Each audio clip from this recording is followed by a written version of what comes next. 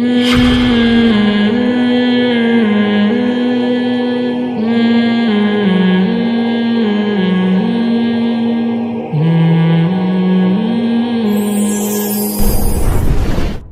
کو معلوم ہے ایک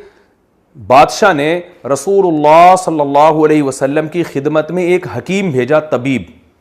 کہ یہ عرب لوگ ہیں، یہ پڑھے لکھے نہیں ہیں، تو ان کو طبیب کی ضرورت بھی پڑے گی، تو میں کوئی ڈاکٹر بھیج، اس زمانے کا ڈاکٹر جس کو حکیم کہتے تھے۔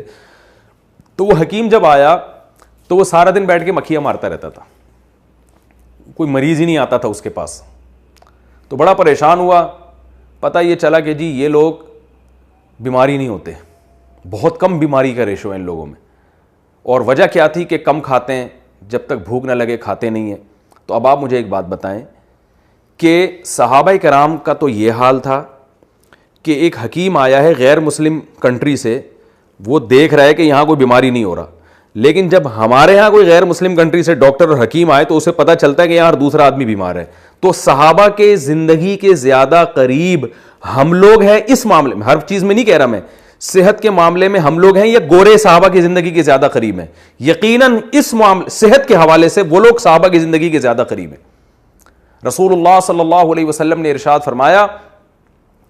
کہ خیر القرون قرنی ثم الذین یلونہم ثم الذین یلونہم، سب سے بہتر میرا زمانہ، پھر میرے بعد والا، پھر اس کے بعد والا، اور پھر آپ نے فرمایا اس کے بعد جو زمانہ آئے گا اس میں جھوٹ بھی پھیل جائے گا، اور آپ صلی اللہ علیہ وسلم نے فرمایا اور ان لوگوں میں موٹاپا پھیل جائے گا۔ اب آپ اندازہ لگاؤ، آج یعنی موٹاپے کو نبی صلی اللہ علیہ وسلم نے ایک برائی کے طور پر بیان کیا۔ اب آپ مجھے ایک بات بتاؤ، موٹاپا ہماری قوم میں زیادہ ہے یا غیر مسلموں میں زیادہ ہے؟ آپ کو موٹاپا مسلمانوں میں زیادہ نظر آئے گا، بہت معذرت کے ساتھ۔ تو اس سے پتہ چلتا ہے کہ ہمارے اندر کوئی فالٹ ہے، ہمارے اندر موٹاپا اس لیے زیادہ، سب موٹوں کی بات نہیں کر رہا، کوئی تو بائی نیچر موٹے ہوتے ہیں، ان کا جسم بھاری ہوتا ہے، ہر بھاری جسم والے کو نہیں آپ برا کہہ سکتے، وہ بھاری جسم والا جو کھا کھا کے موٹا ہوا ہو اس کے بارے میں برائی ہے، جو بائی نیچر ہو، ایسے تو بہت سے صحابہ تھے جن کا جسم بھاری تھا۔ تو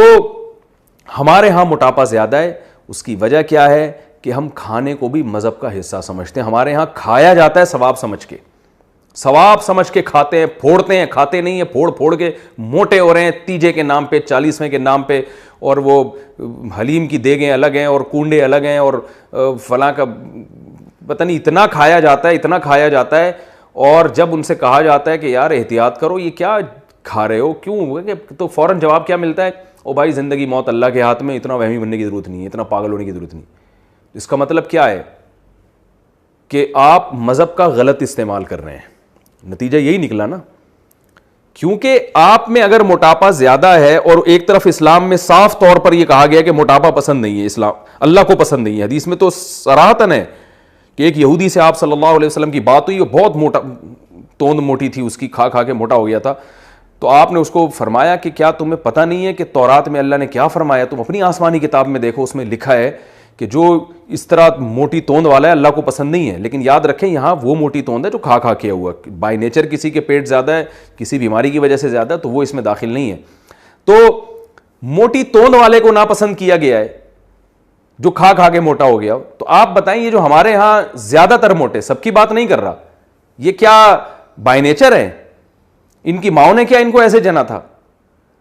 تو اس سے صاف پتہ چلتا ہے بھائی ہمارے معاشرے میں کچھ فالٹ ہے، کچھ دینی لوگوں میں بھی کوئی فالٹ ہے، وہ فالٹ یہی ہے، یعنی ایسا فالٹ ہے جس کی وجہ سے ہماری زندگی صحابہ کی زندگی قریب نہیں ہے۔ وہ فالٹ یہ ہے کہ مذہب کے بارے میں کچھ چیزوں میں ہم کنفیوژن کا شکار ہیں، اور کچھ چیزوں میں ہم مس گائیڈ ہو رہے ہیں، اور کچھ چیزوں کو ہم غلط طریقے سے ڈیفائن کر رہے ہیں۔ تو میں جلدی سے اپنی اس بات کو سمیٹ کے ختم کروں کہ توکل کا جو ہمارے یہاں مفہوم ہے، تو دیکھیں معجزے بھی ظاہر ہوئے غزوہ خندق میں۔ حضرت ابو ہریرہ رضی اللہ تعالی عنہ دودھ کا پیالہ لے کر آئے ہیں، اور نبی صلی اللہ علیہ وسلم کو جو ہے آپ نے پیش کیا، تو آپ صلی اللہ علیہ وسلم نے حضرت ابو ہریرہ سے فرمایا کہ پہلے ادھر سے شروع کرو۔ حضرت ابو ہریرہ فرماتے میں پریشان تھا، ایک دودھ کا پیالہ ہے، کتنے لوگ پی لیں گے اس کو، اور میری باری بھی آخر میں آئے گی، لیکن وہ ایک دودھ کا پیالہ درجنوں لوگوں کو کافی ہو گیا۔ یہ معجزہ ہے۔ تو یہ معجزے، یہ اللہ کی مدد آئی ہے، لیکن یہ جب آتی ہے اللہ کی مدد کہ آپ نے اپنا کام پورا کر دیا ہو۔ اللہ کہتے ہیں تمہاری جو ذمہ داری تھی، تم نے تو ایڑی چوٹی کا زور لگا دیا اسباب اختیار کرنے میں،